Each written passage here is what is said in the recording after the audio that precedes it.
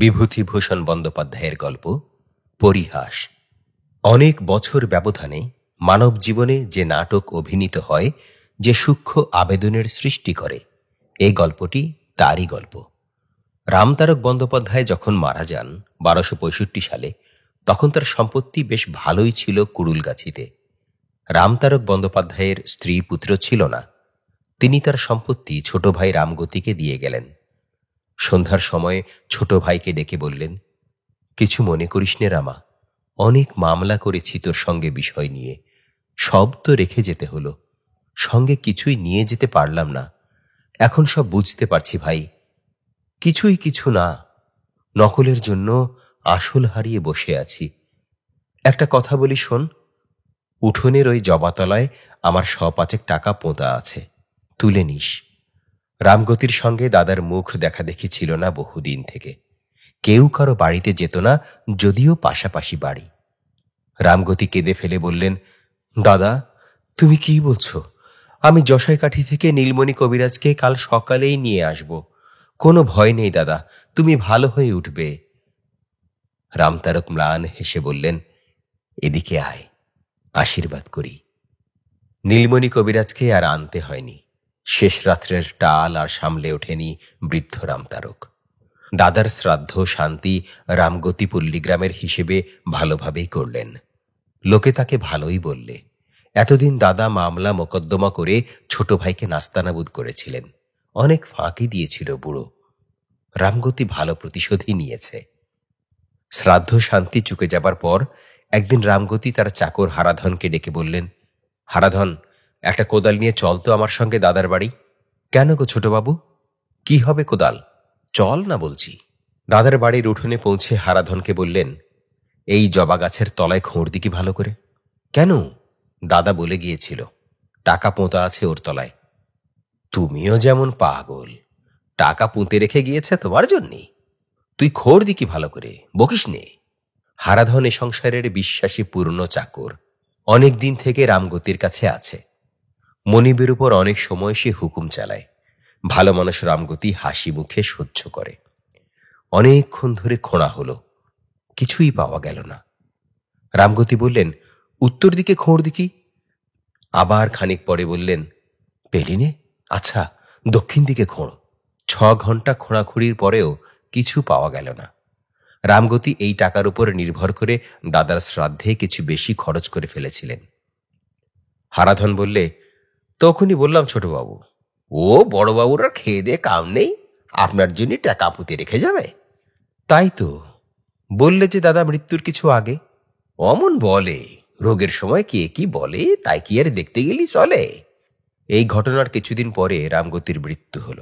রামগতির একমাত্র শিশুপুত্রের বয়স তখন মাত্র 5 বছর। রামগতির বিধবা পত্নী ছেলেটিকে নিয়ে চুয়াডাঙ্গায় তার বাপের বাড়ি চলে গেল। যাবার সময় প্রতিবেশীদের বাড়ি বাসনকোসন, পিঁড়ি, খাট, বালতি রেখে চলে গেল। চুয়াডাঙ্গায় রামগতির স্ত্রীর বাপের বাড়িতে শুধু তার এক ভাই ছাড়া আর কেউ ছিল না।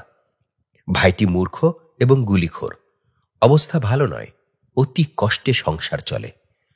গরুর গাড়ি এসে দাঁড়াতেই রামগতির স্ত্রীর ভাজ উঁকি মেরে বললে, কে গা? ওমা, এ যে ঠাকুরজি, আহা, এসো এসো, এ বুঝি খোকন, এসো বাবা। রামগতির স্ত্রীর চোখে জল এলো। সে যে সংসারের বধূরূপে ঢুকেছিল সেখানকার অবস্থা এদের চেয়ে অনেক সচ্ছল, অনেক ভালো।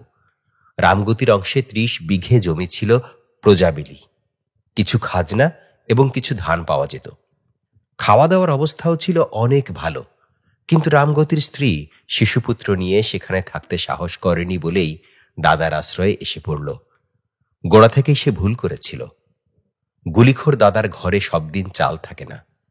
মামিমা রামগতির ছেলে সতুকে বলে, তোর মামার কাছে গিয়ে বল ঘরে চাল নেই, নইলে খাওয়া হবে না।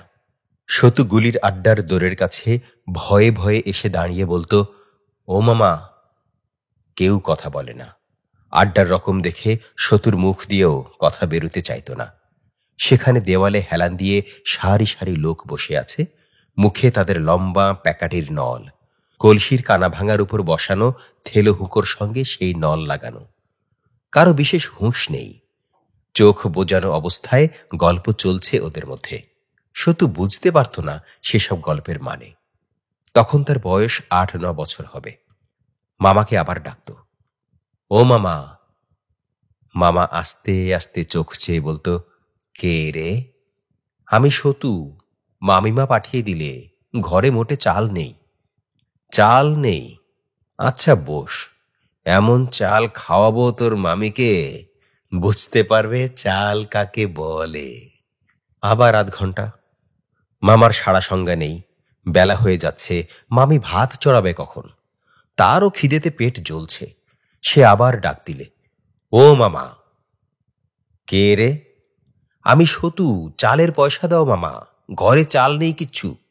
দাঁড়া, হাতি বিক্রি করি আগে, হাতিটা বিক্রি করেই তোকে চাল তো চাল। ঘরের মধ্যে ওকন থেকে কে একজন টেনে টেনে বলল, হাতি কেন দাদা, আম বাগানটা বিক্রি করে দাও না। আরো কিছুক্ষণ কেটে গেল। সতু ডাকলে, ও মামা। কি রে? চালের পয়সা দাও। মামা ট্যাঙ্ক থেকে 2 আনা পয়সা বার করে ওর দিকে ছুঁড়ে দিয়ে বললে, যা, আর নেই, ওই দিয়ে চালাতে বলগে যে করে হোক। এই রকমই ছিল মামা বাড়ির সংসার। মামি খুব ভালো লোক ছিলেন না। ভাত দুটো দিতেন বটে, কিন্তু হাজার মুখ নাড়া দিয়ে আর হাড় ভাঙা খাটিয়ে নিয়ে। সতুর মা ইতিমধ্যে একবার কুরুলগাছিতে গিয়ে দেখেন তাদের জমিজমা অপরের দিব্যি দখল করে ভোগ করছে। তার হয়ে কথা বলে এমন লোক পাওয়া গেল না।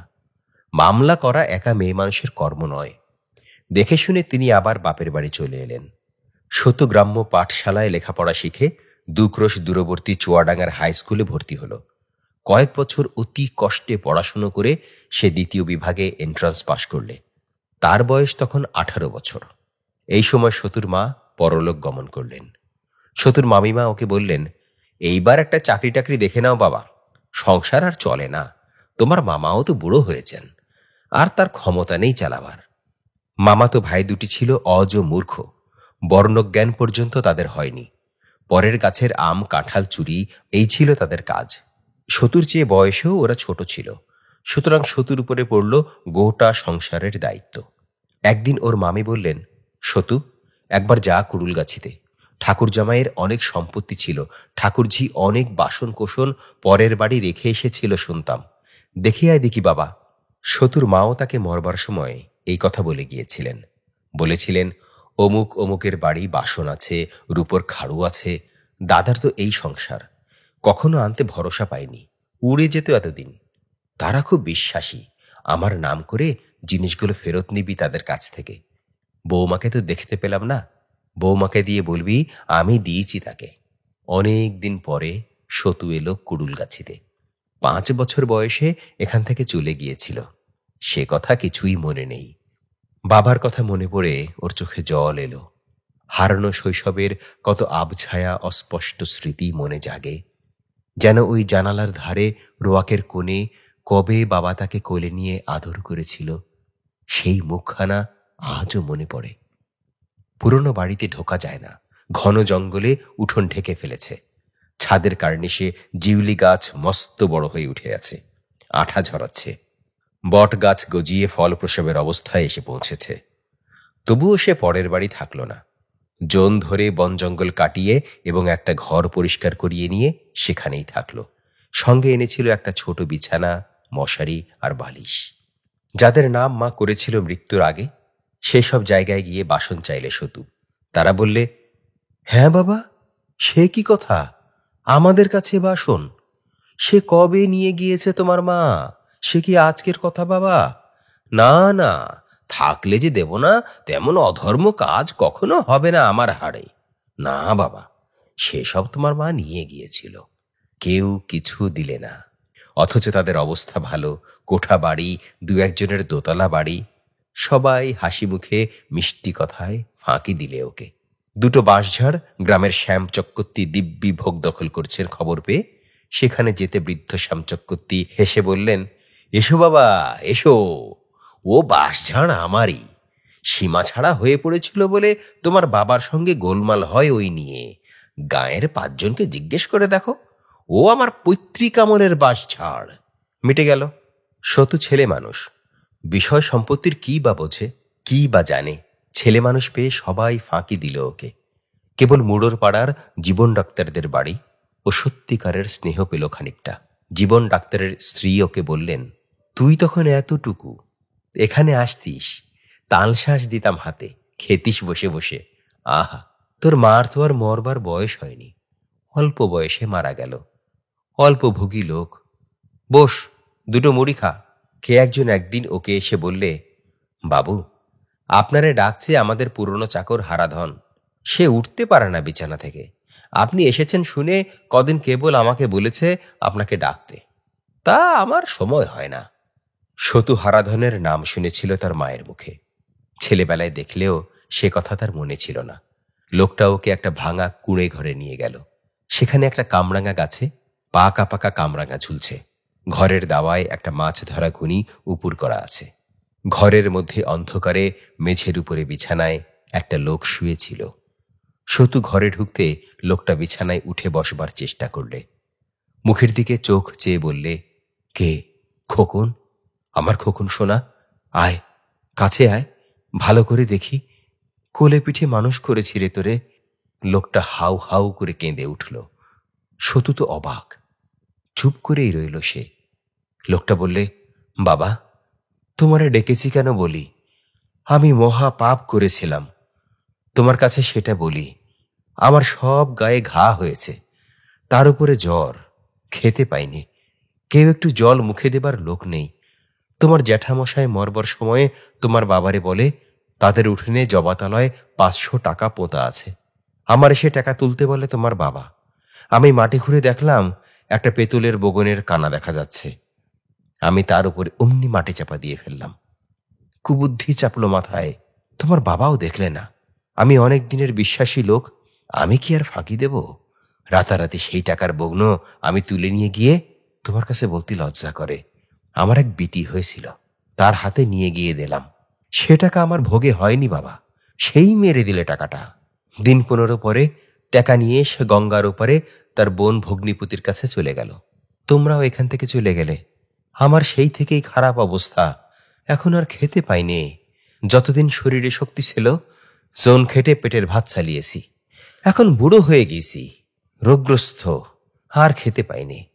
আমার এমন হবেই। যে বিশ্বাসঘাতকী কাজ করেছি, পুরনো মনিবের টাকা চুরি করেছি, আমার এমন হবে না তো কার হবে বাবা? আজ তোমার কাছে বললাম, তাতে যদি পাপের বোঝা কমে। আর আমার হয়ে এলো খোকন, বড্ড জোর 2-1 মাস। তোরে যে দেখলাম মরবার আগে। সতু কিছুক্ষণ সেখানে বসে 2-1 সান্ত্বনার কথা ওকে বললে। তারপর পকেটে হাত দিয়ে যা কিছু ছিল ওর বিছানার পাশে রেখে ঘর থেকে বেরিয়ে চলে এলো।